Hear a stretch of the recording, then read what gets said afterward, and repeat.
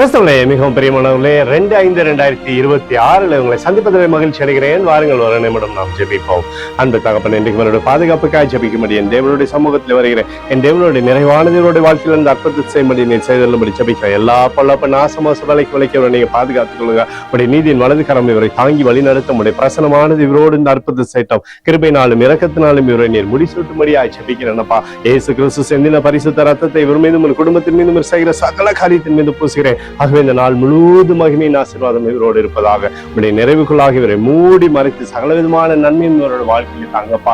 ஏசாயா 49:16 இதோ என் உள்ளங்கைகளில் உன்னை வரைந்திருக்கிறேன் என்று சொல்லி எழுதப்பட்டிருக்கிற வார்த்தையின்படி அப்பா, எப்பொழுதும் இவரை நீங்க பாதுகாத்து உடைய ஆசீர்வாதத்தை இவரை கொடுத்து இவரோட பேரை பெருமைப்படுத்துங்க.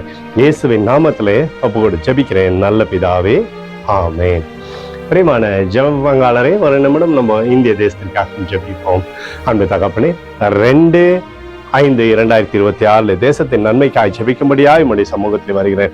இந்திய தேசத்தை நீங்க ஆசீர்வதிக்கும்படியாய் ஜெபிக்கிறேன். ஆசீர்வதிங்க. தேசம் நன்மையை பார்க்கும்படி நீர் செய்தல்லும்படி ஜெபிக்கிறபடி கிருபை கோலும் கைதடியும் தேசத்தை தேற்றுவதாக அன்பின் பிரசனம் தேசத்திலிருந்து செயல்படும்படி நீர் செய்தல்லும்படியாய் ஜெபிக்கிறபடி கிருபையினால தேசத்தை நிரப்புங்கப்பா. சமாதானமும் சந்தோஷமும் இருக்கட்டும். எங்களுக்காக அடித்து நொறுக்கப்பட்டு இயேசு கிறிஸ்துவ அவர் சிந்தனை வெளியேறப்பட்ட ரத்தத்தை வைத்து ஒப்புக் கொடுக்கிறோம். அத்தோடு இந்திய தேசத்தில் எழுப்புதலை தரும்படியாய் ஜெபிக்கிறேன். எழுப்புதலை தருவீராக எங்கள் கண்கள் பார்க்கும்படி நீர் ஆசீர்வதிக்கும்படி ஜெபிக்கிறேன். நேற்றும் இன்றும் என்று மாறாதவராக இயேசுவின் நாமத்திலே ஒப்புக்கொண்டு ஜெபிக்கிறேன் நல்ல பிதாவே, ஆமென்.